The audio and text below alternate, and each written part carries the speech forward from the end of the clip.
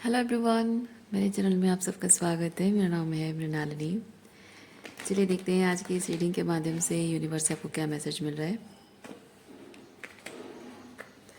ये रीडिंग आपके लिए गाइडेंस, क्लैरिटी या कंफर्मेशन हो सकता है, तो आपको जैसा रेजोनेट करता है वैसे लीजिए, और जितना रेजोनेट करता है बस उतना ही लीजिए, बाकी सब दूसरों के लिए छोड़ दीजिए।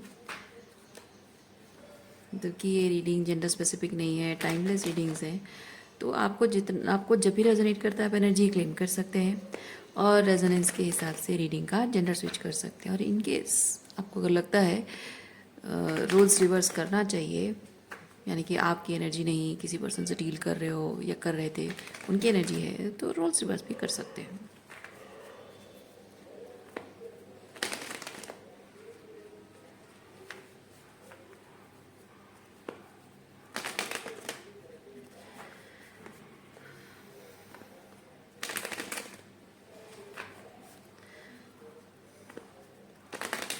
चलिए, unconditional love, surrender and gratitude के साथ शुरुआत करते हैं आपकी रीडिंग।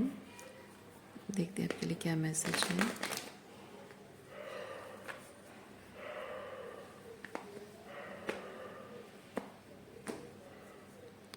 ओके, ओवरऑल एनर्जी है playfulness, playfulness. Oh my God,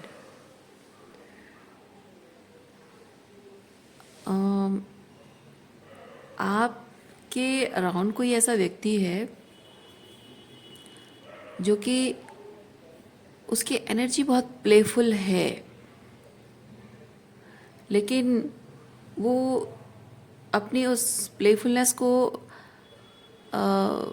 गलत तरीके से भी शायद इस्तेमाल करता है।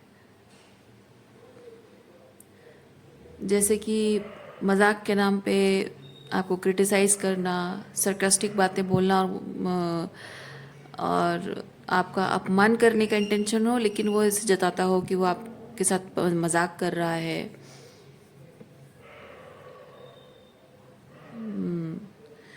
और आपके अराउंड कुछ ऐसे लोग भी हो सकते हैं जो कि ऐसी ऐसी चीज़ें आपके साथ करते हैं जो कि माफ़ी के लायक नहीं है, पर वो बिहेव ऐसे करते हैं जैसे उन्होंने जो भी किया है वो काउंट नहीं होता है। वो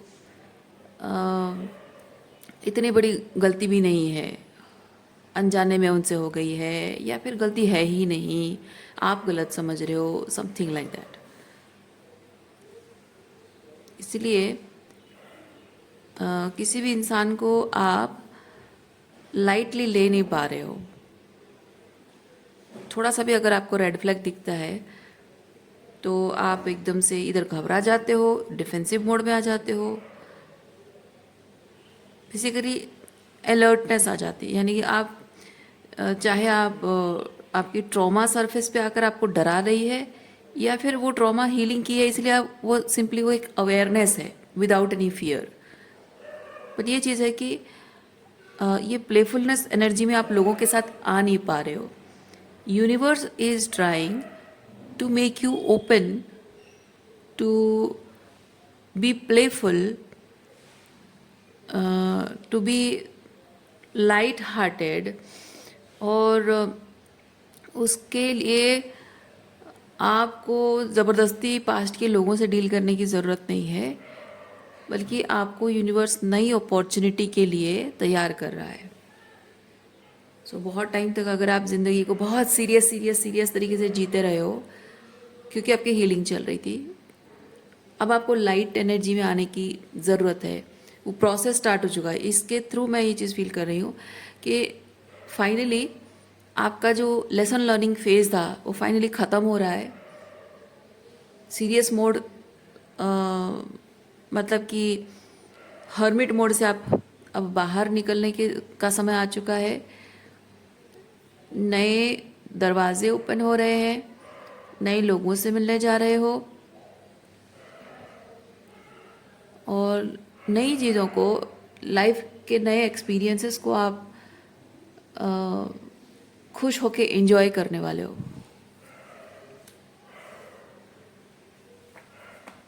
पर उसके लिए एक इमोशनल एंड साइकोलॉजिकल प्रिपरेशन चाहिए,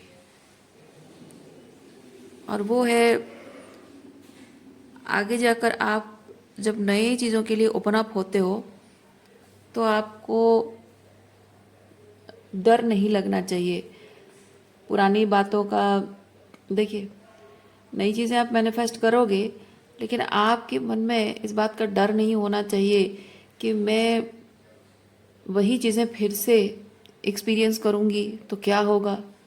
पछतावा होगा कि मैंने क्यों दूसरे लोगों को मौका दिया, नए लोगों को मैंने क्यों मौका दिया, क्यों मैंने फिर से कोशिश की।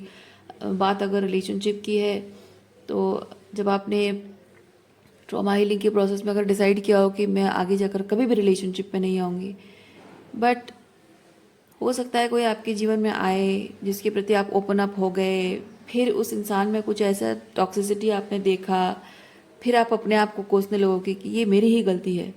इतना कुछ एक्सपीरियंस करने के बाद भी मैंने किसी को अलाउ किया, ये मेरी मूर्खता है, कहीं ऐसा ना हो, इसीलिए आप डरते रहे हो। Rather than being with somebody, मैं अकेले रहना ही पसंद करूँगी। गलती करके, मतलब वो गलतियों को दोहरा कर मैं रिग्रेट नहीं करना चाहती हूँ कि मैंने क्यों किया ये। लेकिन बात रिलेशनशिप की नहीं है, बात है कि जो भी रिलेशनशिप में ट्रॉमा आपको मिला है, जो दुख और तकलीफ़ें मिली है, जो साइकोलॉजिकल ट्रॉमा है, उसे रिलीज़ करने का टाइम आ चुका है। वो पीस क्रिएट करने का टाइम आ चुका है, क्योंकि आप डिज़र्व करते हो। आपकी नर्वस सिस्टम डिसरेगुलेट हो गई है, काम डाउन करने की आपको ज़रूरत है। आपको हमेशा वो ट्रॉमा को याद कर करके डर डर के जीना, वो नॉर्मल नहीं है। नॉर्मल जीना चाहिए, और ज़िंदगी को अपने एक फ्रेश पर्सपेक्टिव से देखना। और लाइक दुनिया में गलत लोग भी हैं, टॉक्सिक लोग भी हैं, लेकिन दुनिया खूबसूरत फिर भी है, अच्छे लोग भी हैं। तो वो जो भी अच्छे जो भी कुछ अच्छे लोग बचे हुए इस दुनिया में, उन लोगों से कनेक्ट करना और बेटर एक्सपीरियंस करने का हक है। इवन इफ आप लोगों के बारे में ना भी सोचो, तभी एक अच्छे इंसान होने के नाते अच्छी ज़िंदगी आप डिज़र्व करते हो, खुशियाँ डिज़र्व करते हो, और जैसा चाहो अपने ज़िंदगी को अपने हिसाब से जीना डिज़र्व करते हो। लेकिन एक डर, एक घबराहट, एक पुराना स्कार जो आपको डराता रहता है, उसके इफ़ेक्ट में आप ज़िंदगी को फुल फॉर्म में ना जियो, ये तो अन्याय है, गलत है। तो बात दूसरों की नहीं है, बात आपकी है।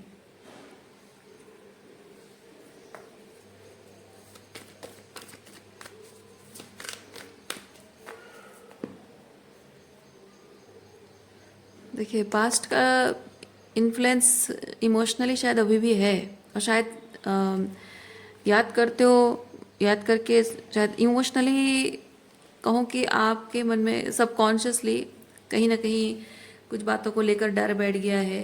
तो कुछ ऐसे आपके बातों में, बिहेवियर में कहीं ना कहीं ये चीज़ रिफ्लेक्ट हो रहा है, दिख रहा है कि आप अभी भी उभरे नहीं हो उस चीज़ से। और कभी कभी आपकी बातों में वो दिखता है, आपके बोलने के मतलब जिस तरीके से आप जो भी बोलते हो, जो शब्दों का इस्तेमाल करते हो, उससे कहीं ना कहीं सुनने वाले को ये समझ में आ जाता है कि आप जो भी बोल रहे हो on the basis of your fears and doubts और something, maybe self doubt हो गया है, मे बी डरते हो इसीलिए किसी पर भरोसा नहीं करना चाहते हो। जैसे कि आप लोगों को बहुत सारे क्वेश्चंस पूछते हो, और लोग कहते हैं कि इतना क्या डाउट करना हर चीज़ पे। पर लोग नहीं समझते हैं कि जिस तकलीफ़ से होकर आप गुजरे हो, उस तकलीफ से होकर गुजरने के बाद इंसान भरोसा खो देता है, ज़िंदगी पर से भरोसा, लोगों पर से, रिश्तों पर से। कभी कभी ऐसा होता है कि अपने आप से भरोसा उठ जाता है कि जितना इंटेंसिटी ट्रॉमा का होता है, वो एक्सपीरियंस करने के बाद इंसान को एक वक्त के लिए, मतलब संदेह ये हो जाता है मन में कि मैं ऐसी चॉइसेस कैसे कर सकती हूँ, इतना टॉक्सिक, इतना गलत इंसान या इतने गलत लोग, ये मेरे नसीब में ऐसा क्यों है कि मुझे ऐसा परिवार मिला है, ऐसे अपने भाई बहन माता पिता मिले हैं, क्यों? या फिर ये चॉइसेस मैंने ऐसे क्यों बनाया, ऐसा रोमांटिक पार्टनर क्यों मैंने चुना, ऐसे शादी की, ऐसे पर्सन से शादी क्यों की, या फिर ऐसे दोस्त क्यों बनाए? तो मेरी चॉइसेस इतनी ख़राब क्यों है कि मुझे ऐसे लोग मिल रहे हैं? तो कहीं ना कहीं खुद पर भी डाउट होने लग जाता है। सो वो चीज़ें ख़त्म होना बहुत ज़रूरी है। ठीक है, वो चीज़ें ख़त्म होना बहुत ज़रूरी है।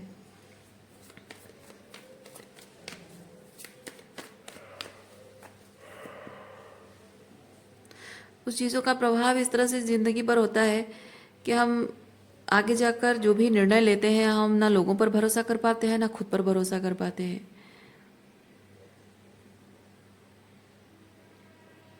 सो अगेन, जैसे मैंने कहा, बात रिश्तों की नहीं है, बात आगे जाकर आप लोगों के साथ मिलोगे नहीं मिलोगे, नए कनेक्शन बनाओगे नहीं बनाओगे, बात उसकी नहीं है। बात यह है कि आप जो ज़िंदगी जीना डिज़र्व करते हो, जो सेफ्टी आप महसूस करना डिज़र्व करते हो, ज़रूरत है आपकी, वो सेफ्टी आपको खुद क्रिएट करनी होगी। बाहर से कोई, आप किसी से एक्सपेक्ट करोगे कि लोग आपके साथ टॉक्सिक नहीं बिहेव करेंगे, उस बात की तो कोई गारंटी है नहीं। पर आपको, आपके लिए समझदारी यही होगी कि आप खुद को इतना स्ट्रांग बना लीजिए अंदर से कि कोई कैसे बिहेव करता है उस बात से आपका मन, आपका मन प्रभावित ना हो, आपका पूरा दिन उसमें बर्बाद ना हो, सोच सोच के कि उसने ऐसा क्यों कहा, ये क्यों किया, है ना? तो वो एनर्जी आती है, आप देखते हो उसको, एक्सपीरियंस करते हो और उसको रिसीव नहीं करते हो। वो होता है, वो चीज़ जो हो रहा है, जो कोई कह रहा है, बिहेव कर रहा है, वो हो रहा है, बट आप उसे देख रहे हो, ऑब्जर्व कर रहे हो, उसे समझ रहे हो और उसे जाने दे रहे हो। वो होना चाहिए। पर ऐसा नहीं होना चाहिए कि वो आया, वो एक्सपीरियंस हुआ और आप उसे एकदम से मन में लगा कर बैठे हो और सोच रहे हो दिन भर, या फिर दिनों हफ्तों महीनों तक उसे सोच रहे हो, परेशान हो रहे हो। वैसा नहीं होना चाहिए, क्योंकि वो जो इंसिडेंट होता है वो आपको कंट्रोल कर रहा है। पर आपको चाहिए कि आप इतना सेल्फ कंट्रोल में रहो कि कोई इंसिडेंट हो रहा है और वो बस जा रहा है आपकी ज़िंदगी से। जो रिसीव करना है आप कर रहे हो, जो सीखना है सीख रहे हो, बस बाकी सब जाने दे रहे हो। वो होना बहुत ज़रूरी है।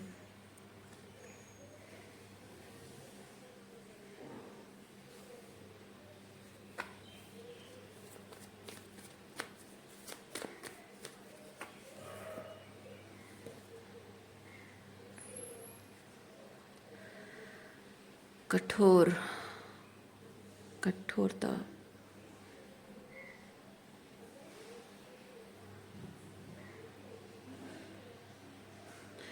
लोग आपके प्रति हमेशा कठोर रहे हैं। आपके उस कोमल मन को कितनी तकलीफ होती होगी, कैसा लगता होगा, कभी किसी ने सोचा नहीं। आप हमेशा उम्मीद करते रहे हैं कि कोई तो हो, कोई तो हो जो मेरे प्रति वो कठोरता ना शो करे, बल्कि वो नरमी शो करे, वो संवेदनशीलता उसके अंदर हो, emotional sensitivity, energetic, emotionally and energetically वो संवेदनशीलता उसके अंदर हो कि वो कुछ भी कहे, कैसे भी बिहेव करे, वो पहले ये सोच ले कि वो जो भी कह रहा है या कर रहा है उसे मुझ पर क्या असर पड़ेगा। कोई ऐसा होना चाहिए। जब मैं दूसरों के बारे में ये सोच सकती हूँ, तो मेरे बारे में भी कोई ऐसा सोचने वाला होना चाहिए। I deserve this kind of person in my life. ये चीज़ आप सोच रहे हो,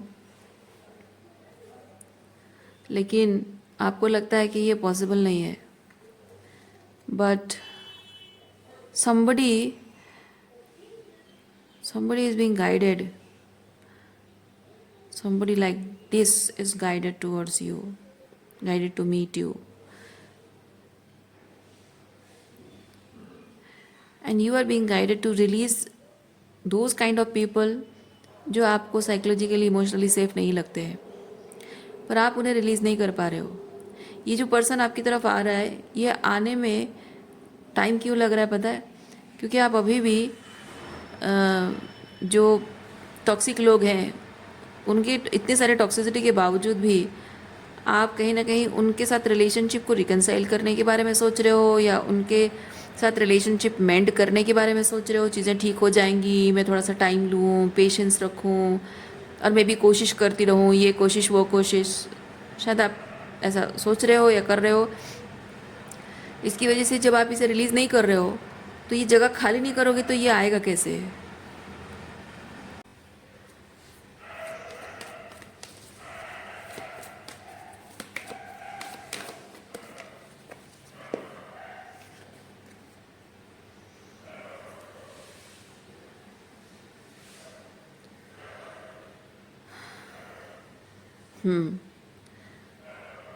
पहले जैसे वो इनोसेंस आपकी थी वैसी अब रही नहीं, वो ख़त्म हो चुकी है। जैसे आप बहुत वो सरल मन आपका था तो आप भी सारी दुनिया को सरल समझते थे,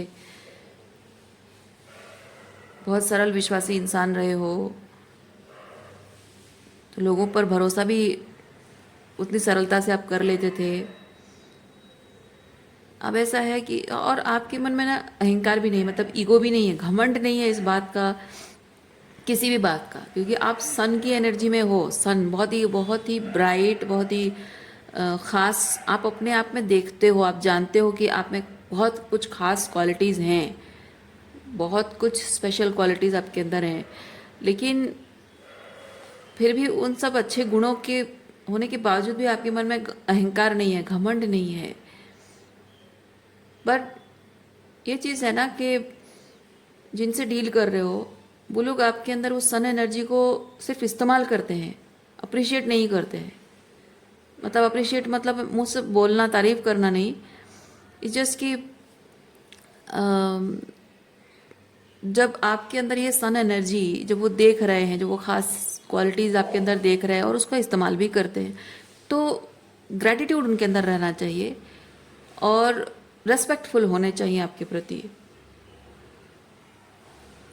पर जब आप रेस्पेक्ट उम्मीद करते हो लोगों से, उनको लगता है कि आपके अंदर जो इतने ख़ास क्वालिटीज़ हैं उसकी वजह से आप अपने आप को बहुत ही लाइक स्पेशल इतना समझते हो, थोड़ा अहंकार ईगो लेवल पे अपने आप को इतना ख़ास समझ जाते हो कि आप चाहते हो कि आप कुछ भी कहो, कुछ भी करो, बस हम आपको सर आंखों पर बिठा के रखें।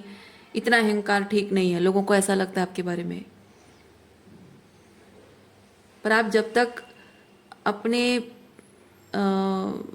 लाइक दैट एम्प्रेस एनर्जी, क्योंकि वो एम्प्रेस एनर्जी है, आप जब जानते हो कि आप में कुछ खास क्वालिटीज़ हैं, और क्वालिटी हो या ना हो, बात क्वालिटी की नहीं है, बात यह है कि आप रेस्पेक्ट डिजर्व करते हो,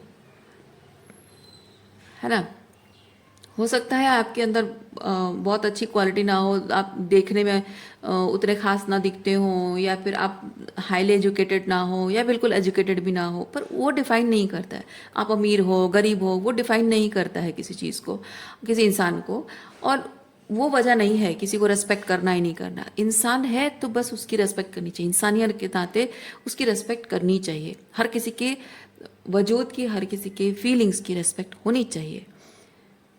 तो उस हिसाब से आप उनसे उम्मीद रखते हो कि वो आपकी इज्जत करें, but the way you express your self, इस बात को एक्सप्रेस करने के लिए जो शब्दों का इस्तेमाल करते हो वो मिसअंडरस्टैंड हो जाती है।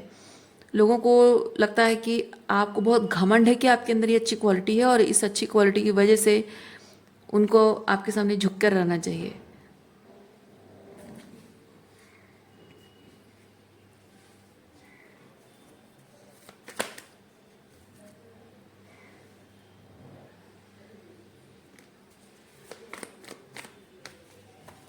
और आपको स्पेशल ट्रीटमेंट देने चाहिए। अच्छा, इन इन लोगों को ये चीज़ लगता है कि आपके सामने उन्हें झुककर भी रहना चाहिए और आपको खास ट्रीटमेंट देना चाहिए और आपकी गलतियों को इग्नोर करते रहना चाहिए, ऐसा उनको लगता है। मैं नहीं कह रही हूँ कि आपको लगता है, क्योंकि मैं यहाँ पे एक नार्सिसिस्ट पर्सन की एनर्जी फील कर रही हूँ। ये नार्सिसिस्ट, क्योंकि जो लोग नार्सिसिस्ट होते हैं ना, वो लोग दूसरों को हाईलाइट में देख ही नहीं सकते हैं, दूसरों को खास जगह पे सन की एनर्जी में देख ही नहीं सकते हैं। वो दूसरों की ज़िंदगी में, मतलब आपकी ज़िंदगी में सन वही बने, एक्चुअली आपकी ज़िंदगी में सन आपको बनना चाहिए, दैट सन अपने आप को रिप्रेजेंट करता है। ठीक है, मैं अगर अपने बारे में बात करूं, sun represents me, not other people who lights up me, नहीं, I I see the light within me, that sun energy. तो जब आपकी बात हो रही है तो सन एनर्जी आपकी होनी चाहिए, आपकी ज़िंदगी है तो सन एनर्जी आपकी होनी चाहिए। लेकिन जब आप एक नार्सिसिस्ट से डील कर रहे हो तो हो सकता है ये पर्सन नार्सिसिस्ट हो ना हो, लेकिन उसकी एनर्जी वैसी है। वो चाहता है कि उसकी ज़िंदगी में वो सन एनर्जी में रहे, आपकी ज़िंदगी में भी वो सन एनर्जी में रहे। आप अपने आप को खास लाइट में देख ही नहीं सकते हो, अपने आप को खास फील कर नहीं सकते हो, अपनी तारीफ आप कर नहीं सकते हो और उसकी बुराई कर नहीं सकते हो। खास ट्रीटमेंट हमेशा उसको आपको देना है, वो आप मतलब वो आपको देगा, ऐसा हो नहीं सकता। आप उसको दोगे, आप उसको हमेशा खास ट्रीटमेंट दोगे। वो आपको साइड करके दूसरी चीज़ों को, दूसरे लोगों को, दूसरे ऑप्शंस को ट्राई कर सकता है, दूसरी चीज़ों को, लोगों को प्रायोरिटाइज कर सकता है, आपको रिप्लेस कर सकता है, पर आप, मजाल है कि ऐसा कर दो, नहीं, वो चाहता ही नहीं है आपकी ज़िंदगी में। आप उसे रिप्लेस करना तो दूर, आपकी होल लाइफ उसके अराउंड रिवॉल्व होनी चाहिए। रिप्लेस करने के बाद तो सोचना ही नहीं, आपकी पूरी ज़िंदगी उसके अराउंड रिवॉल्व होनी चाहिए, ये इसका मानना है। इसलिए जब भी आप अपने सन एनर्जी में आते हो, वो देख नहीं सकता, सह नहीं सकता ये चीज़। ये पर्सन आपका कोई रोमांटिक पार्टनर, आपका हस्बैंड हो सकता है, आपका कोई फ्रेंड हो सकता है, कोई फैमिली मेम्बर भी हो सकता है, आपका सिबलिंग।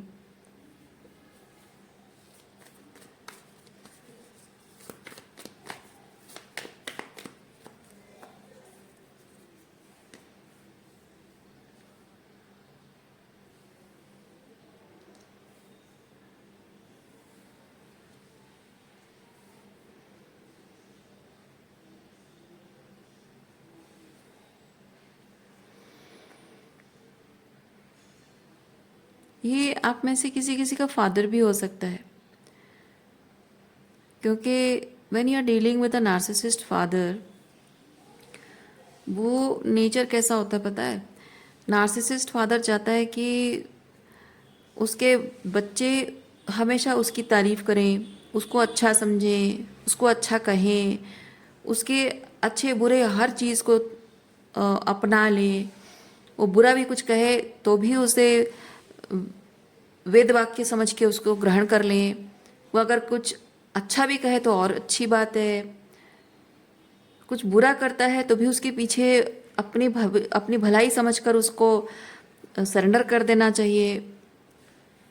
अगर आपको डिसिप्लिन में लाने के लिए, आपके जीवन को फाउंडेशन सेट करने के लिए अगर वो कोई टॉक्सिक तरीका अपना रहा है तो भी उसे उसका प्रसाद, कृपा प्रसाद समझ लेना चाहिए। ऐसा नार्सिसिस्ट फादर मानता है। आप भले ही उसके अब्यूजिव वे ऑफ अपब्रिंगिंग से परेशान हो, बर्डनड हो, बॉदर्ड हो,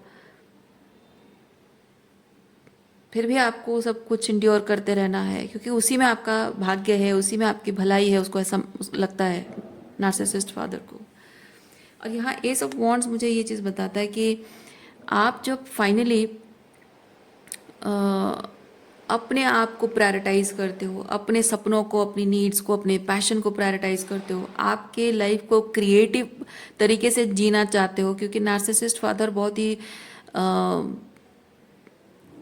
पेट्रियार्कल दिमाग होता है। ठीक है, वो वो आपको एक क्या बोलते हैं, एक कंपटीशन की तरह देखता है।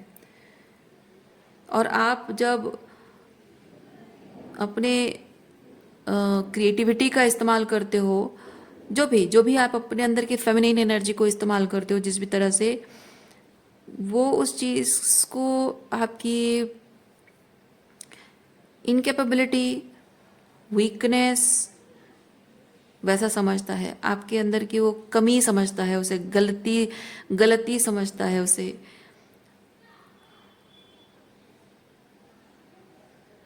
एक्चुअली वो कहता ऐसा ज़रूर है, जताता ऐसा ज़रूर है, लेकिन एक्चुअली होता क्या है कि आप जब अपने अंदर की फेमिनिन एनर्जी को इस्तेमाल करते हो, यानी कि आप क्रिएशन की एनर्जी में आते हो।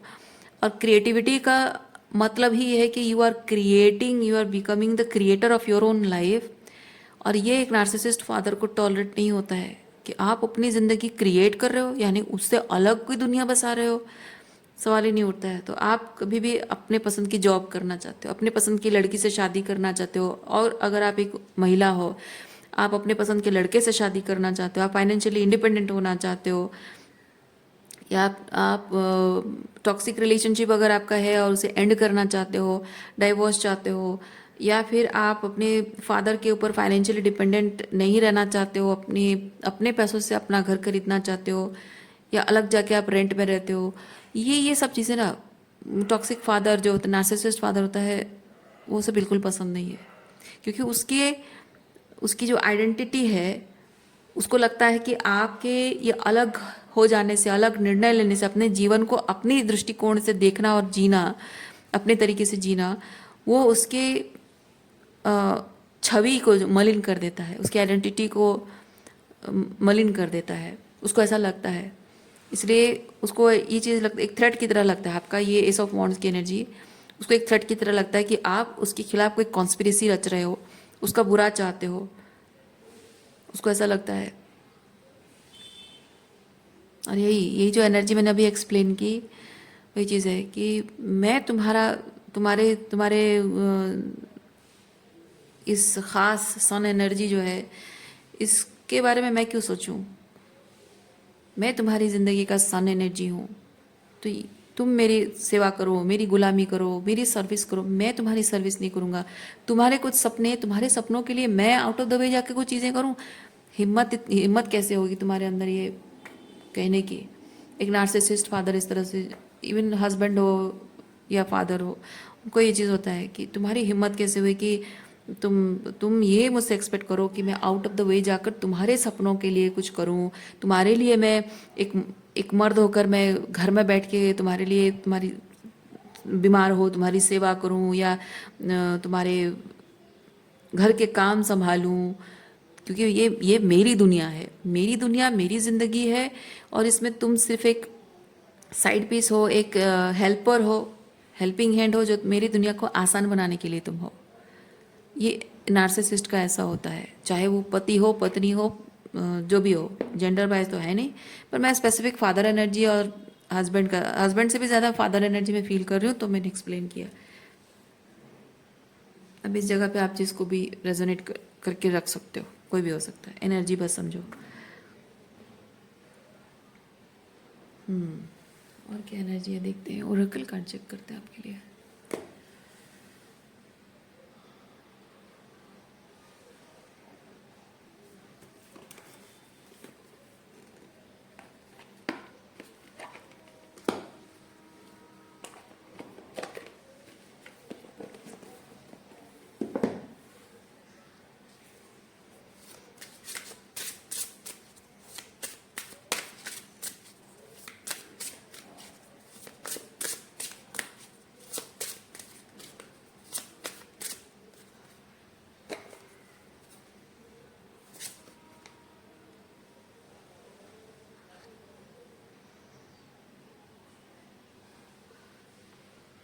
Cross the bridge of happiness.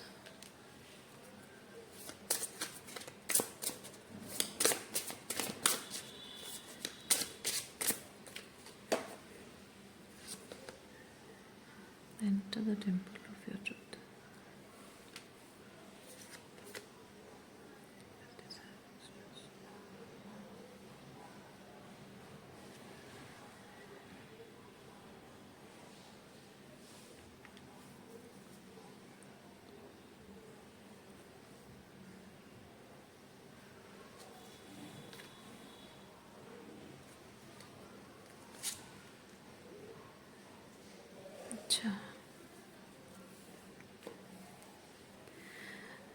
अच्छा, मैं यहाँ पे एक चीज़ देख पा रही हूँ, ये जो भी टॉक्सिक लोगों से आप डील कर रहे हो, इनका देखिए, इनका आपका ना एक ये एंसेस्टर्स की एनर्जी ये चीज़ बता रही कि आपका एक सेफ्टी कंफर्ट जोन बना हुआ है, क्योंकि पैटर्न है आपका। पैटर्न मतलब होता है कंफर्ट। ओके, हम पैटर्न क्रिएट करते हैं अपने कंफर्ट के लिए। एक पैटर्न देखते हैं जो सही नहीं है, उससे बचने के लिए दूसरा पैटर्न बनाते हैं, ताकि हम जिसमें अनसेफ फील कर रहे हैं उससे बचने के लिए सेफ्टी। अब चाहे आप एक टॉक्सिक सिचुएशन से बचने के लिए कोपिंग टेक्निक डेवलप कर रहे हो, या फिर हीलिंग करके अपने कोपिंग टेक्निक ख़त्म करके नए पैटर्न सेट कर रहे हो जो आपको आपके नर्वस सिस्टम को सेफ फील हो। तरीका वही है, वही एक पैटर्न जो अनसेफ है, उससे अपने आप को बचाने के लिए आपको वो पैटर्न, अपना पैटर्न रिलीज करके नए पैटर्न सेट करने होते हैं। हाँ,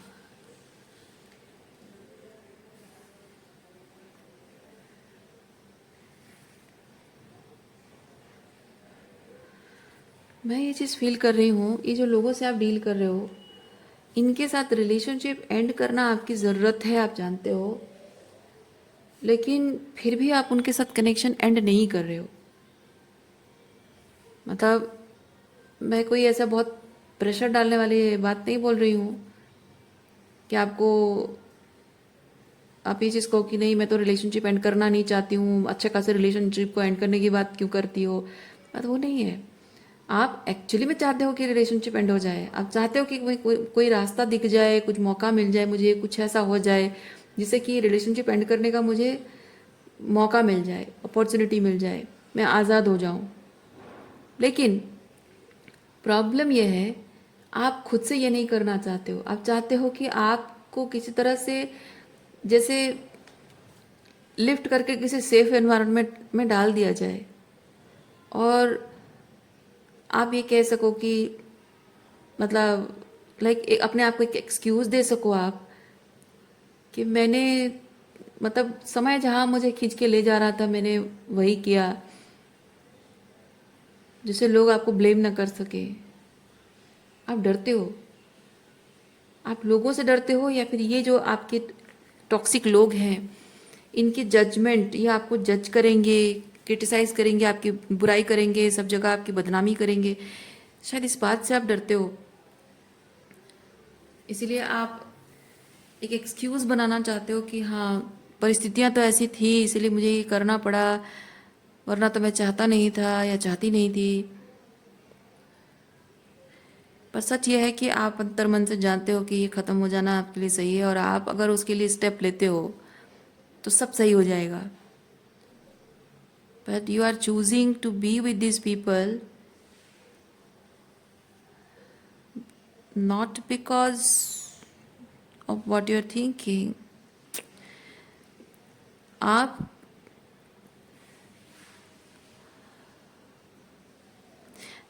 एक सॉलिड रीज़न का इंतज़ार कर रहे हो। आपको लग रहा है कि मैं एक सॉलिड रीज़न का, एक सॉलिड एक वैसी एनर्जेटिक शिफ्ट का इंतज़ार कर रहा हूँ या कर रही हूँ, या फिर एक ऐसा रीज़न का इंतज़ार कर रही हूँ जो कि मुझे वैलिड रीज़न दे, इसीलिए मैं मूव ऑन नहीं कर रही हूँ, ऐसा आपको लगता है। पर असल चीज़ क्या है पता है? असल चीज़ ये है कि ये ये डिसीजन लेने में, आपको एक्शन लेने में दिक्कत इसलिए हो रही है क्योंकि ये जो टॉक्सिक लोग हैं इनके साथ ये थोड़ा सा एक प्रेडिक्टेबल एनर्जी बन गया है। मतलब कि ये टॉक्सिक लोगों के साथ जब आप डील करते हो, कोई भी कॉन्फ्लिक्ट होता है, इट्स वेरी प्रेडिक्टेबल कि वो कैसे बिहेव करेंगे, और आप डरते हो। आप डरते हो कि मैं अगर नए रिलेशनशिप में एंटर करूँगी और वो सेम, कभी कोई आर्ग्यूमेंट हो गई, लड़ाई झगड़ा कुछ हो गया, तो वो अदर पर्सन, वो न्यू पर्सन कैसे बिहेव करेगा वो प्रेडिक्टेबल नहीं है, और आप नई चीज़ के लिए डरते हो, नए नए तरीके की टॉक्सिसिटी के लिए डरते हो। सेम तरीके की टॉक्सिसिटी में आप कंफर्टेबल फील कर रहे हो, नए तरीके की टॉक्सिसिटी डील करने से डर रहे हो। क्यों? क्योंकि सेम तरीके की टॉक्सिसिटी यानी कि प्रेडिक्टेबिलिटी, प्रेडिक्टेबिलिटी यानी कि same coping technique. Same coping technique मतलब आप यूज टू हो, यूज टू मतलब कंफर्ट जोन है। ओके, तो उसको रिवर्स करके देखो, आपका कंफर्ट जोन खत्म हो जाएगा, पूरी तरह से कंफर्ट जोन खत्म हो जाएगा, आप अनसेफ फील करोगे, आप नए पैटर्न सेट करने पड़ेंगे, कोपिंग टेक्निक आपको सेट करना पड़ेगा। और वो नई कोपिंग टेक्निक से पहले ये होगा कि आपको पहले सफ़र करना पड़ेगा, अनसेफ है ना, अनसर्टनटी, अनसेफ एनर्जी में आपको रहना पड़ेगा। Vulnerability, you are scared to be vulnerable, you are scared to be open to susceptible threats और ट्रॉमा एक्सपीरियंस। इसलिए आप ये छोड़कर नए में नहीं जाना चाहते हो। नया चाहे आप अकेले हो या न्यू रिलेशनशिप हो, पर नए एनर्जी में शिफ्ट नहीं होना चाहते हो, क्योंकि यहाँ टॉक्सिक इंसान के साथ एक प्रेडिक्टेबल रिजल्ट, जो कि आपको फाइनली एक तरह से सेफ फील हो रहा है। पर असल बात यह है कि ये जो कोपिंग टेक्निक है, ये कोपिंग टेक्निक आपको टेम्पररीली इस पर्सन से बचा रहा है, बट आपकी हीलिंग नहीं हो रही है। आप वही ट्रॉमाटाइज्ड अभी भी हैं, बट एक तरह से आपने खुद के नर्वस सिस्टम को रेगुलेट करने के लिए, जैसे कि एक सब्सटेंस अब्यूज़ यूज़ करते हैं ना इंसान, अपने नर्वस सिस्टम को रेगुलेट करने के लिए कोई अल्कोहल लेता है, कोई स्मोक करता है, कोई कुछ और चीज़ करता है, कोई फ्रीज हो जाता है, कोई भाग जाता है सिचुएशन से, कोई साइलेंट ट्रीटमेंट देता है, घोस्टिंग करता है, कम्युनिकेशन गैप क्रिएट करता है। ये सब चीज़ें लोग करते हैं फियरफुल सिचुएशन से, मतलब ट्रॉमाटाइजिंग सिचुएशन से बचने के लिए, पॉसिबल थ्रेट से बचने के लिए।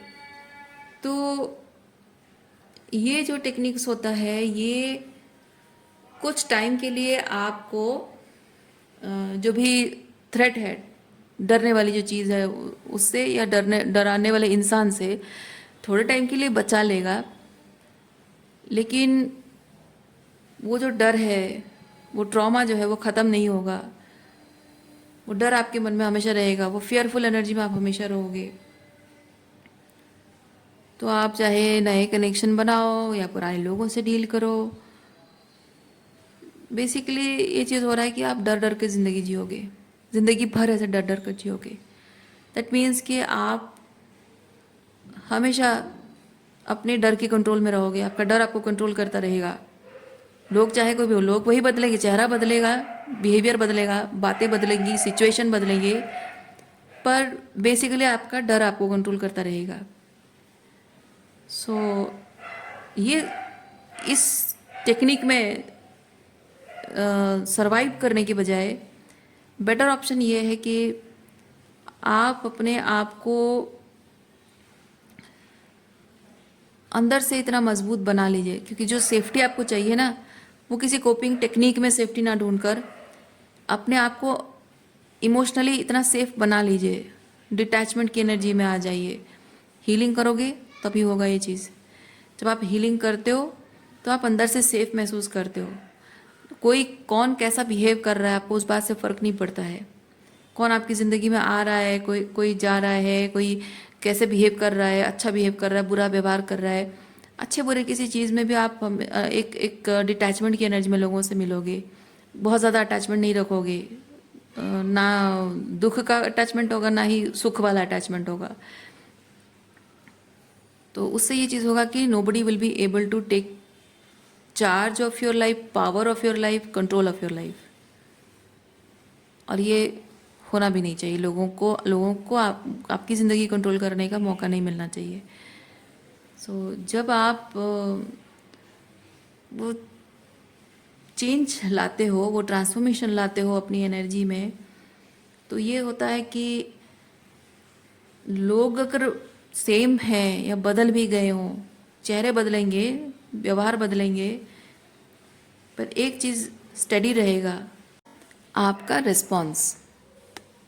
तो आपको सिचुएशन कैसे हैंडल करना है, आप क्या कर रहे हो, एक पर्टिकुलर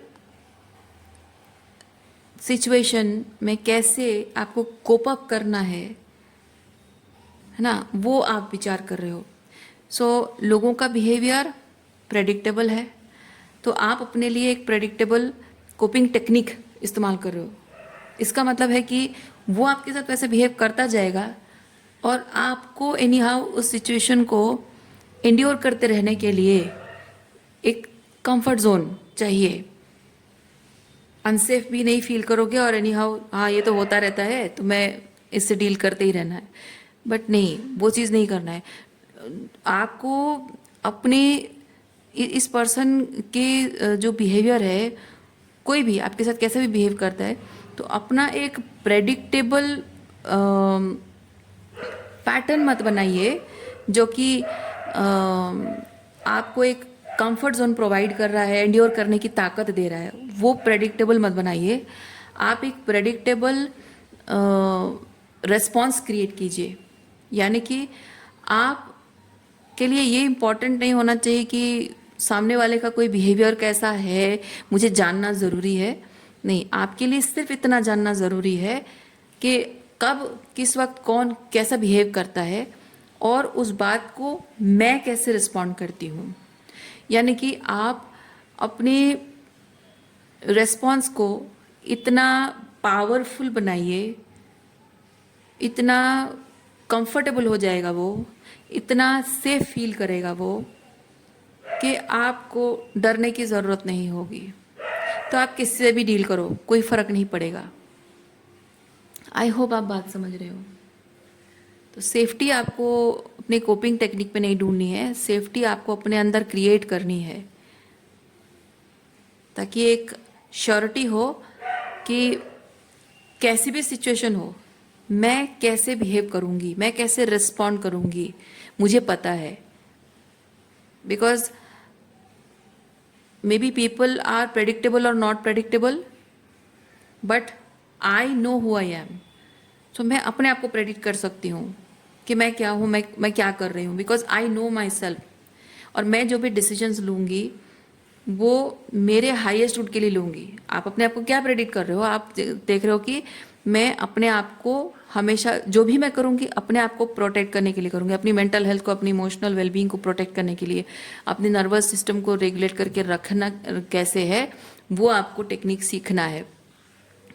ठीक है, आपकी नर्वस सिस्टम डिसरेगुलेटेड है बट आपको एनी हाउ वहाँ पे सर्वाइव कोप अप नहीं करना है। इफ नीडेड अपनी मेंटल हेल्थ के लिए release them, let them go. एक सेकेंड, कहाँ है वो लेट देम गो वाला कार्ड? ये देखिए, है ना। इफ नीडेड, आपको अगर किसी के साथ सेफ नहीं फील हो रहा है, लेट देम गो। उसके लिए ये पहले क्या था, पहले ये चीज़ था कि आपको लगता था नहीं उसके साथ मुझे एनी हाउ एंड्योर करते रहना पड़ेगा। तो आपने जैसे कि एक घर में सब जगह आग लगी हुई है और घर के किसी कोने में आपने अपने लिए एक सेफ जोन बना लिया है, पर यूनिवर्स आपको कह रहा है कि घर में आग लगी है तो घर छोड़ दो, घर से बाहर निकल जाओ, घर के अंदर नहीं रहना होता है। एग्जैक्टली यही चीज़ हो रहा है। तो आपकी रिलेशनशिप में वो आग लगी है पर आप कोई कोना ढूंढ रहे हो जहां आप एनी हाउ सर्वाइव कर जाओ, है ना। तो इसलिए sometimes you have to be very clear, you have to be very clear कि मुझे इसे लेट गो करना है। और वो क्लैरिटी होती है, हम डर रहे होते हैं फिर भी क्लैरिटी होती है, बट सिंपली सिर्फ क्लियर होना भी काफ़ी नहीं है, हिम्मत भी आना बहुत ज़रूरी होता है कि जब आप श्योर हो कि आप लेट गो करना चाहते हो, लेकिन उससे ज़्यादा श्योर ये होना है कि आप श्योर हो ये करने के लिए। क्योंकि आप जब ये लेट गो कर रहे हो, जाने दे रहे हो, उसके बाद आपका क्या होगा ये सामने वाले पर निर्भर नहीं करना चाहिए। आपको ये समझना होगा कि किसी के चले जाने से, आप किसी को अगर छोड़ देते हो तो आपकी ज़िंदगी एक हैंगिंग एनर्जी में नहीं रह जाती है, टूट नहीं जाती है, आपकी ज़िंदगी बिखर नहीं जाती है।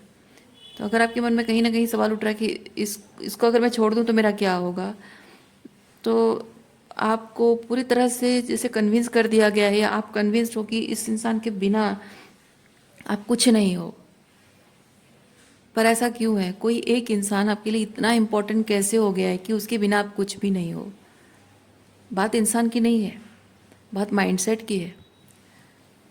और आपको समझना होगा कि ऐसा क्यों है। अगर आपको ऐसा लगता है कि इसके बिना मेरा क्या होगा, ये चला जाएगा तो फिर मेरा क्या होगा, या फिर मैं इसे छोड़ दूंगी तो फिर मेरा क्या होगा, कैसे जीऊँगी, इसके बिना कुछ भी नहीं हूँ मैं, ये वाली फीलिंग अगर आपको आती है कि कभी वापस अगर कोई चला गया है और वापस नहीं आएगा तो फिर मेरा क्या होगा, ये फीलिंग अगर आ रही है, इट्स ऑल अबाउट माइंडसेट। क्योंकि भगवान ने ऐसा किसी इंसान को बनाया ही नहीं है कि आप किसी के बिना जी ना सको, किसी के बिना आपके अस्तित्व का कोई मोल नहीं है, ऐसा कभी हो ही नहीं सकता है। और आपको ये समझना होगा कि इस तरह की अगर सोच आपके अंदर है, तो इसी वजह से आप किसी इंसान को छोड़ने की बजाय उसके साथ कोप अप करने को तैयार हो रहे हो, उसकी टॉक्सिसिटी को एंड्योर करने को तैयार हो रहे हो। सो कुछ ना कुछ है जो आपकी मन की गहराइयों में डर एक छुपा हुआ है, जिसकी वजह से कि आप हिम्मत नहीं कर पा रहे हो ऐसे लोगों को छोड़ने की।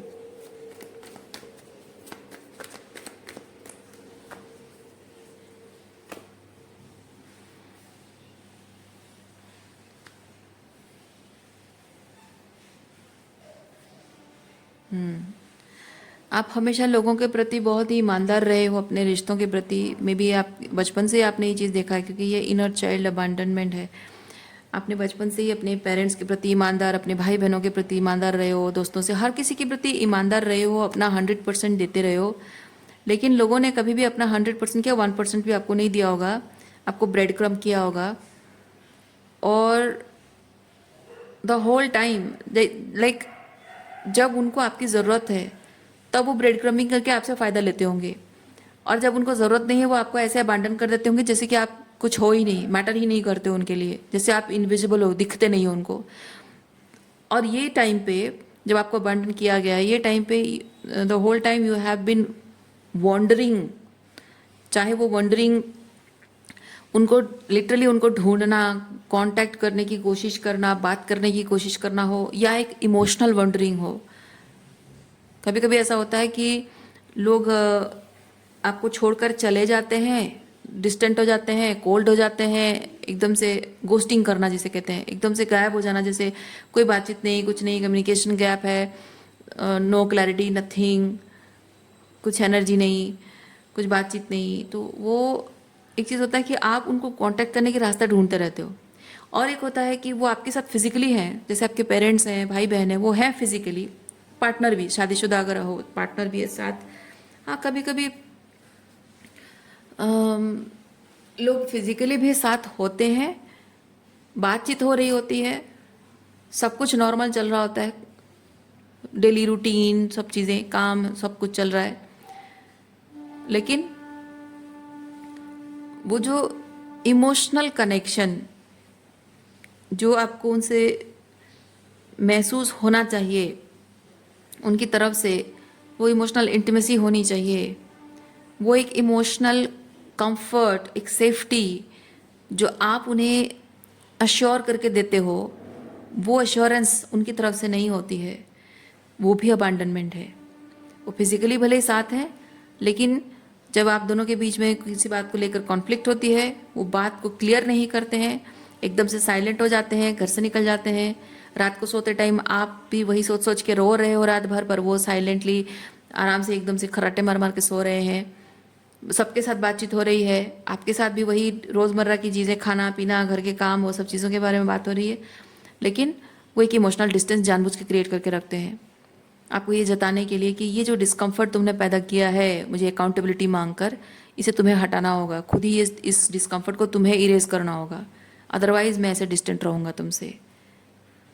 वो बोलते नहीं हैं लोग, वो जता देते हैं। सबके साथ बात करेंगे, आप खाने के लिए पूछेंगे नहीं, है ना, आपका हालचाल नहीं पूछेंगे, ऐसे बहुत सारी चीज़ें होती हैं। मतलब मैं फ्यू सेकंड्स के लिए साइलेंट इसलिए हो गई क्योंकि मैं दूसरा एग्जांपल सोच रही थी, पर मैंने मुझे कोई दिमाग में कुछ आया नहीं, कुछ और चीज़ें भी हो सकती हैं। सो इस तरीके का भी होता है। अबांडनमेंट का मतलब सिर्फ फिजिकली अबांडन कर देना नहीं होता है, साथ रहकर भी इमोशनली अबांडन करना भी होता है। सो ये जो अबांडनमेंट आप जीवन भर, ये जीवन भर की एनर्जी, क्योंकि बहुत सालों की एनर्जी है, लंबा एक्सपीरियंस है ये जैसे कि आपके रग रग में बस गया है, आपकी नर्वस सिस्टम में बस गया है, जैसे कि ये एक आदत बन गई है। तो ये इसीलिए मैं कह रही हूँ, ये शायद बचपन से ही आप एक्सपीरियंस, ज़िंदगी भर आप एक्सपीरियंस करते रहो कि हर कोई, नॉट ओनली 1%, मे बी आपके फादर, आपके मदर, आपके सिबलिंग्स, आपके बचपन के दोस्त, कॉलेज के दोस्त, आपका बॉयफ्रेंड या गर्लफ्रेंड, आपके हस्बैंड या वाइफ, हर कोई आपके साथ ऐसा करता है शायद, वही सेम पैटर्न, क्योंकि ये कार्ड मुझे बताता है पैटर्न रिपीट होता है। आपको जैसे कि रिलेशनशिप को अच्छा बनाए रखने की रिस्पॉन्सिबिलिटी आपकी है, और रिलेशनशिप अगर टूट गया है तो भी रिस्पॉन्सिबिलिटी आपकी है। जैसे कि आपको ये इमोशनली, ये हर तरह से जो अबांडन कर दिया जाता है, एक तरह से आपको अबांडनमेंट से ये जताया जाता है कि it's your responsibility to protect what you love. इसी में ही आपके सवालों के जवाब छुपे हुए हैं। प्रोटेक्ट व्हाट यू लव यानी कि सिर्फ आप प्यार करते हो, वो नहीं करते हैं। क्या उन्हें ज़रूरत नहीं है प्रोटेक्ट करने की? क्योंकि वो आपसे प्यार नहीं करते हैं तो उन्हें प्रोटेक्ट करने की ज़रूरत नहीं है। तो ये इसी में ही आपके सवाल का जवाब है कि आप जिस तरह से, जिस you have that intention to protect what you love, why don't they have? Because they don't love you.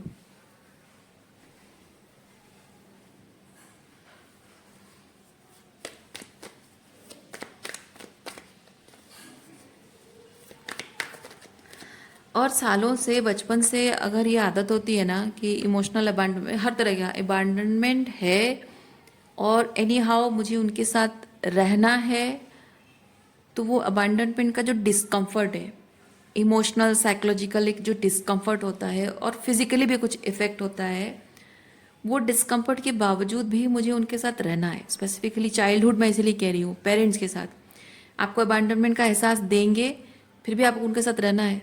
मजबूर हो, बच्चे हो, आप पढ़ाई कर रहे हो, फाइनेंशियली इंडिपेंडेंट नहीं हो तो घर छोड़कर भी जा नहीं सकते हो। बचपन एक ऐसा टाइम होता है जहाँ बहुत सारी टॉक्सिसिटी के प्रति की तरफ वॉल्नरेबल होता है बच्चा, और अपने आप को प्रोटेक्ट कर नहीं पाता है। वो जानता है कि कुछ गलत हो रहा है, पर वहाँ से खुद को बचाने की पावर उसके हाथ में नहीं होती है, और बाहर के लोगों को इन्वॉल्व नहीं किया जा सकता, हो भी नहीं सकता, लोग भी आते नहीं हैं, क्योंकि लोग कहते हैं अरे उसके माँ बाप उसको कैसे परवरिश कर रहे हैं, हम उसमें इंटरफेयर नहीं करना चाहिए। अगर कोई बोले तो भी उल्टा, जो if you have toxic parents, आपको ब्लेम करेंगे। उनको तो कुछ बोलेंगे नहीं, बाहर वाले हैं, उनको तो कुछ बोलेंगे, हाँ हाँ ठीक है बोल देंगे। जैसे वो लोग चले जाएंगे आपको दनादन पीठ पे लग जाता है मार, है ना, या आपको और ज़्यादा अबांडनमेंट फील कराएंगे इमोशनली। वो एक सज़ा होती है। तो उससे बेहतर है कि चुप ही रहूं, ये सोच के बच्चा चुप रहता है, टॉयलेट करता रहता है। लेकिन अब जब आप बड़े हो गए हो, आपके अपने प्रति रिस्पॉन्सिबिलिटी है कि आप अभी से, जैसे कहते हैं ना जब जागा तब सवेरा, तो अभी से अपने आप को प्रोटेक्ट करना आपकी जिम्मेदारी है, और कैसे करना है वो आपको सीखना होगा। लेकिन वही चीज़ है, आदत जब आपको लग गई है कि कुछ सेफ नहीं फील हो रहा है, फिर भी मुझे वहाँ पे रहना होगा, तो एंड्योर कर पाने के लिए मुझे कोपिंग टेक्निक डेवलप करना होगा। इसी वजह से रिलेशनशिप में, जब आप रिलेशनशिप में आते हो, शादी होती है या फिर आपकी लव लाइफ स्टार्ट होती है, तब भी आपका पार्टनर अगर आपके साथ ऐसे टॉक्सिक बिहेव करता है, आपको इमोशनली कम्युनिकेशन वाइज अबांडन कर देता है, इमोशनली अबांडन कर देता है, साइलेंट ट्रीटमेंट देता है, इग्नोर करता है, गोस्टिंग करता है, तो भी आपको लगता है कि मुझे यहीं रहकर, इसी के साथ रहकर मुझे एनी हाउ एंड्योर करते रहना होगा, मैं इसे छोड़ नहीं सकती हूँ, क्योंकि आदत है ना आपको। तो आपको यूनिवर्स इस माध्यम से सिर्फ यही चीज़ कह रहा है, आदत बदलो, क्योंकि आपको जो सहने की आदत डाली गई है वो नॉर्मल नहीं है। आपको आदत डाली गई क्योंकि कोई आपको अब्यूज़ करना चाहता है, कोई आपको ये जता रहा है कि मैं टॉर्चर करता रहूंगा, मैं कैसे भी तुम्हारे साथ बिहेव करता रहूंगा, तुम्हारी भावनाएं मेरे लिए मैटर नहीं करती, तुम्हारी ज़रूरतें मेरे लिए मैटर नहीं करती हैं, तुम्हारी मेंटल हेल्थ मैटर नहीं करती, तुम्हारा सेल्फ रेस्पेक्ट मैटर नहीं करता है, और मैं तुम्हारे साथ सब कुछ वैसे ही बिहेव करता रहूंगा जैसे मैं चाहता हूँ, और अपनी ज़रूरत के लिए तुम्हें इस्तेमाल भी करता रहूंगा, और तुम्हें चुपचाप सहना होगा। आपको ये चीज़ सिखाया गया है, पर ये सहते रहना ये नॉर्मल नहीं है। पर आपको ये चीज़ समझना होगा कि ये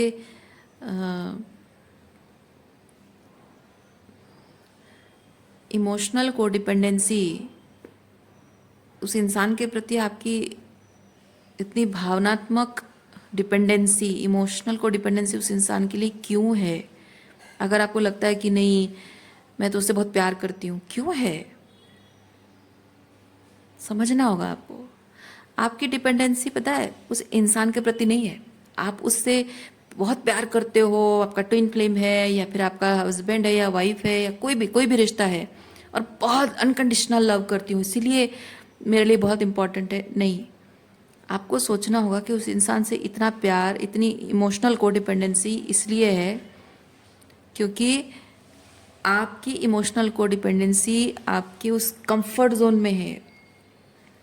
वो जो आपने कोप अप करने के लिए कंफर्ट जोन, उस फायर्ड घर में एक कोना जो आपने बना रखा है, वो कोना आपको इतना सेफ लगता है क्योंकि वो आपने खुद क्रिएट किया हुआ है, आपको वो सेफ लगता है, उस कोने को आप खोना नहीं चाहते हो। वो घर के प्रति इतना प्यार नहीं है आपका, वो घर में जो सेफ्टी कंफर्ट जोन है, वो कंफर्ट जोन आपका बहुत प्यारा है, क्योंकि उस कंफर्ट जोन के अलावा आपने कुछ और देखा ही नहीं जीवन में। वो घर का एक कोने के अलावा कोई और जगह आपको सेफ कभी जीवन भर मिला नहीं है, इसीलिए दुनिया भर में हर जगह को आप अनसेफ ही फील करते हो, क्योंकि आपके उस कंफर्ट कोने से बाहर कुछ भी है आपको अनसेफ ही लगा है। पर आपको यूनिवर्स ये समझाना चाहता है कि वो कंफर्ट कोना जो है वो उसी जलते हुए घर का एक कोना है, और वो भी एक दिन जल जाएगा। आपको हिम्मत करके उस कंफर्टेबल कोने से बाहर निकलना है, भले उस घर की उस आग लगी जो माहौल है वहाँ से होकर आपको क्रॉस करना है, और उस टाइम पे आपको हिम्मत जुटानी होगी, क्योंकि once you are out of the door, घर के बाहर सब कुछ सेफ है, सब कुछ सेफ है। ठीक है, तो मैं एक घर का एग्जांपल आपको दे रही हूँ, आप समझो कि जो आपने एक कोपिंग टेक्निक को कंफर्ट जोन बना रखा है उसे ख़त्म करना होगा, क्योंकि वो एक दिन ख़त्म हो जाएगा, वो काम नहीं करेगा एक दिन बाद, और वो उसको आपको अपने हाथों से ख़त्म करना है। और आपको जो अनसेफ लग रहा है, जो ट्रॉमा है ना, वो ट्रॉमा सरफेस पे आएगा, अनसेफ लगेगा आपको, डर लगेगा आपको, but you have to face that. Face करने का मतलब टॉलरेट करना नहीं है, फेस करने का मतलब है you are allowing yourself to heal, और वंस वो हीलिंग स्टार्ट होगी यानी आप उस जलते हुए घर से बाहर निकल जाओगे, और जब बाहर निकलोगे यानी आपको पता चलेगा कि I don't have to do that, है ना। द होल टाइम, इतने साल जो मैं इतना सहती रही हूँ, इंतज़ार करती रही हूँ, किसी की कोल्डनेस को एक्सपीरियंस करती रही हूँ, किसी के साइलेंट ट्रीटमेंट को एक्सपीरियंस करती रही हूँ, I don't have to do that. किसी पर्सन का जीवन भर इंतज़ार करती रही हूँ ये सोच सोच के मैं उसे बहुत प्यार करती हूँ, नहीं, उसके अराउंड जो एक कंफर्ट जोन है, उस कंफर्ट जोन से मैं प्यार करती हूँ। और मैंने देखा, अब जब बाहर निकलोगे ना तो आपको लगेगा, आप अपने आप से कहोगे मैंने देखा कि मैं अपने लिए सेफ्टी, वो अबंडेंट जो सेफ्टी हम चाहती हूँ, जो प्यार मैं चाहती हूँ, मुझे अबंडेंटली मिल रहा है, अबंडेंटली मिल रहा है। और वो जो एक सेफ्टी, वो जो कंफर्ट, वो जो इमोशनल कंफर्ट मिल रहा था या जो भी मिल रहा था, that was just bare minimum, bare minimum है वो, और मैं अबंडेंटली वो डिजर्व करती हूँ। जो उस कोने में मुझे मिल रहा है उसका उसका लाख गुना मुझे बाहर मिल रहा है, वंस आई एम आउट, वो आपको एहसास होगा। पर आपको डर लग रहा है, भले ही रेजिस्टेंस में हो, क्योंकि once you are out of that comfort zone, आपको अपने ट्रॉमा को फेस करना पड़ेगा। और आप ऑलरेडी, क्योंकि ट्रॉमा को एक्सपीरियंस करते करते करते करते इतने सालों बीत गए हैं, एग्जॉस्टेड हो आप, इमोशनली एग्जॉस्टेड, साइकोलॉजिकली एग्जॉस्टेड हो, और मे बी फिजिकली भी एग्जॉस्टेड हो, बिकॉज मे बी फिजिकल, अगर फिजिकल अब्यूज़ अगर आपको हो रहा है तब भी, क्योंकि जब फिजिकल अब्यूज़ भी होता है ना, तो भी कोई कोई भी तरीके का अब्यूज़ छोटा नहीं होता है, चाहे वो साइकोलॉजिकल हो या फिर फिजिकल अब्यूज़ हो। जैसे मारपीट हो रही है और आप चुप रहना आपको सिखाया गया है, सहना सिखाया गया है, बट वंस आप बोलना शुरू करते हो, अपने लिए स्टैंड लेते हो, आपको पता है कि मैं अपने लिए स्टैंड लूँगी, मतलब लोग रिटेलिएट करेंगे, मारपीट होगी, ये जो भी होगा, बट वो टेम्प्ररी है। वो आपको बस वहाँ से बाहर निकलने का, उस एक्सपीरियंस को ख़त्म करने के लिए आपको उसे कुछ टाइम के लिए फेस करना होगा। हिम्मत करके एक बार आप आगे बढ़ोगे, कदम आगे बढ़ाओगे, हिम्मत करके बोलोगे, तो उसकी सारी पावर वहीं ख़त्म हो जाएगी।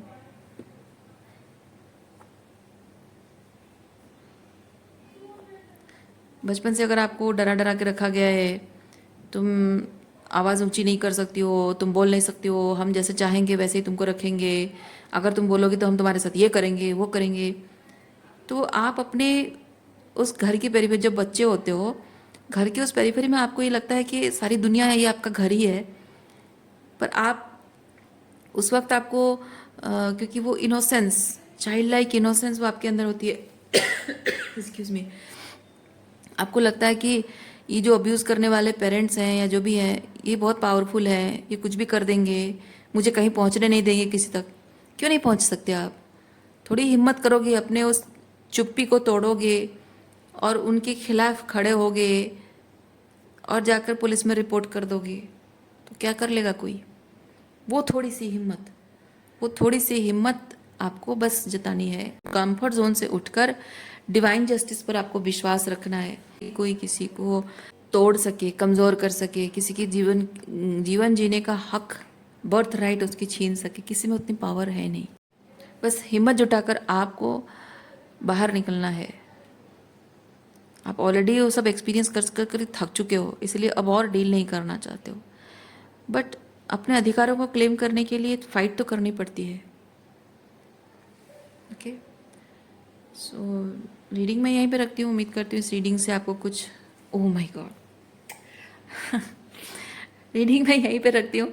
उम्मीद करती हूँ आपको कुछ क्लैरिटी मिली हो इस रीडिंग से। मैं आपको नेक्स्ट रीडिंग में मिलती हूँ। अपना ख्याल रखिए, खुश रहिए, बाय।